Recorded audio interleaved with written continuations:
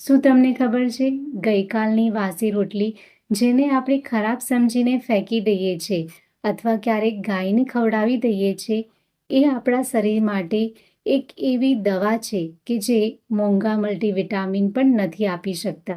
હા મિત્રો, આજે હું તમને કહીશ કે કેમ આ વાસી રોટલી આપણા આરોગ્ય માટે ફાયદાકારક છે અને કેવી રીતે એ આપણા સ્વાસ્થ્યને સારા રાખવા માટેનો એક સોનેરી નિયમ બની શકે છે.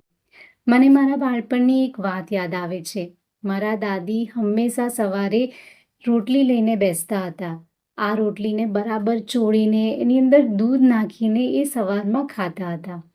હું એમને હંમેશા પૂછતી કે દાદી, ગરમ રોટલી તો છે, તો શું કામ તમે આ રાતની બચેલી વાસી રોટલી ખાઓ છો? દાદી હસીને કહેતા, બેટા, આ જ વાસી રોટલી આપણું સાચું ટોનિક છે.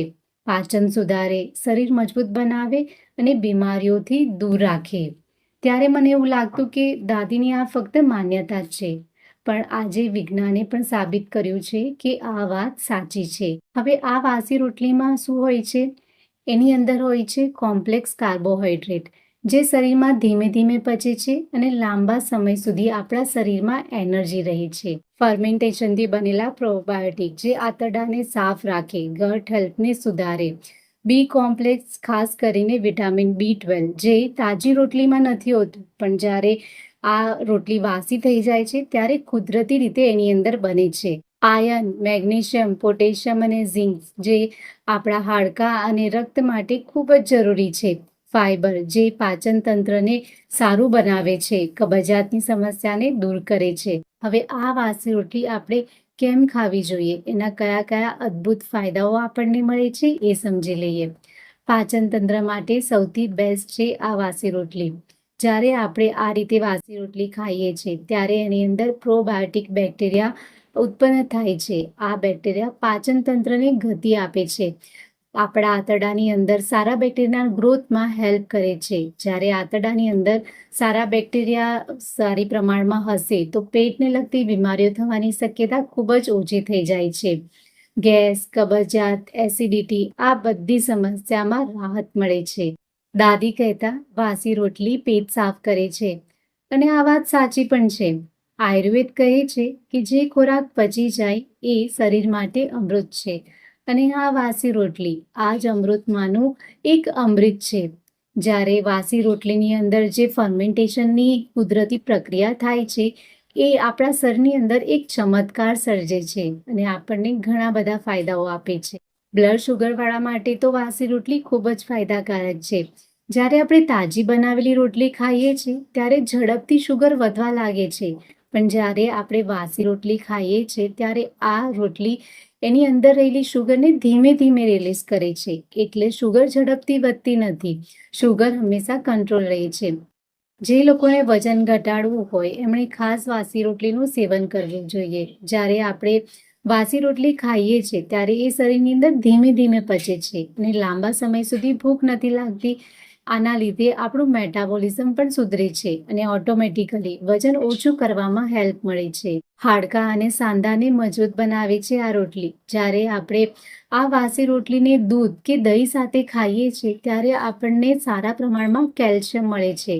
સાંધાનો દુખાવો, ઘૂંટણનો દુખાવો, કમરનો દુખાવો, આ બધી સમસ્યામાં રાહત મળે છે.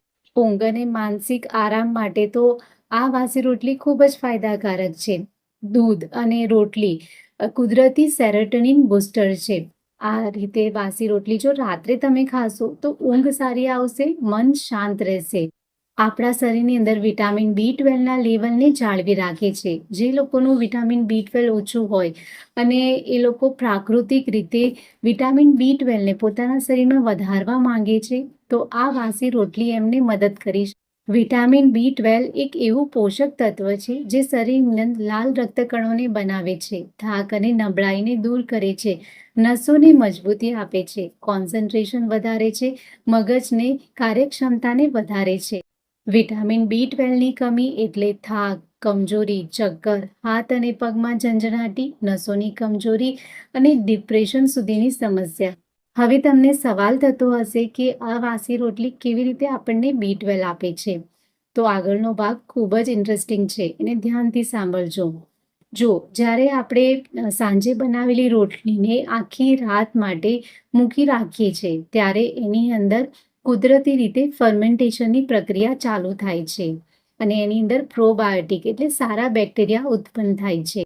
આ બેક્ટેરિયા બી કોમ્પ્લેક્સ વિટામિન ખાસ કરીને વિટામિન B12 બનાવે છે.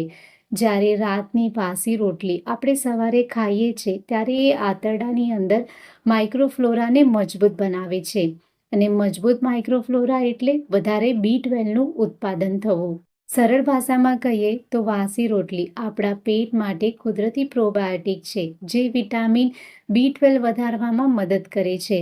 જો આ વાસી રોટલીને સવારે તમે દહીં અને છાશ સાથે લો છો તો એની અસર તમને ખૂબ જ ઝડપથી જોવા મળે છે. હવે આ વાસી રોટલીને આપણે ઘણી રીતે ખાઈ શકીએ છીએ.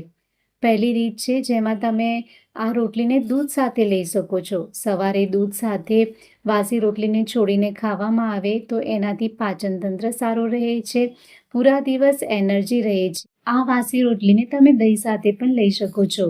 ઉનાળામાં ખાસ કરીને જ્યારે તમે આ બંનેને સાથે ખાઓ છો ત્યારે એસિડિટી દૂર થાય છે, શરીરની અંદર ઠંડક મળે છે. જો તમે કબજિયાતની સમસ્યાથી પરેશાન છો તો આ વાસી રોટલીને છાશ સાથે લો. કબજિયાતને દૂર કરવા માટે વાસી રોટલી અને છાશ એક ઉત્તમ દવા કહી શકાય છે.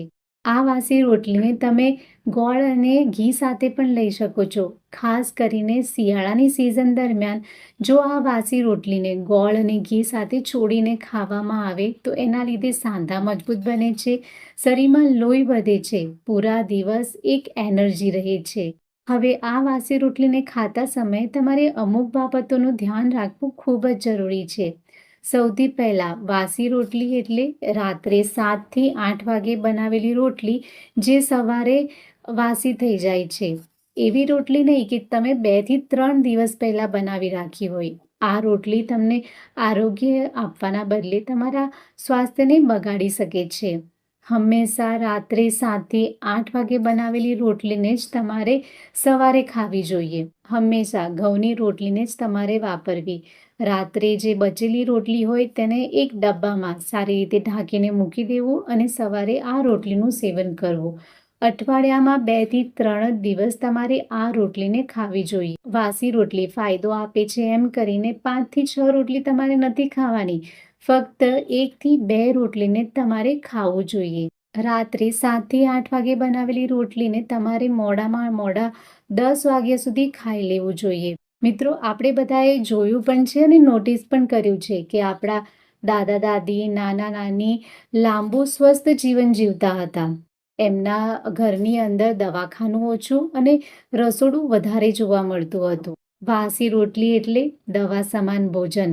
ડાયાબિટીસને કંટ્રોલમાં રાખે, પાચન સુધારે અને B12ને જાળવે. વાસી રોટલીને ઘી, ગોળ, દહીં, છાશ સાથે લેવામાં આવે તો એના ફાયદા બમણા મળે છે. આ રોટલીને ફેંકવાના બદલે જો તમે સાચી રીતે ખાશો તો આરોગ્ય જળવાશે. વિડીયો ગમ્યો હોય તો લાઈક કરી લેજો. ચેનલ પર નવા છો તો સબસ્ક્રાઈબ કરી લેજો. ફરી મળીશું આવી જ નવી જાણકારી માટે. ત્યાં સુધી હંમેશા સ્વસ્થ રહો, તંદુરસ્ત રહો.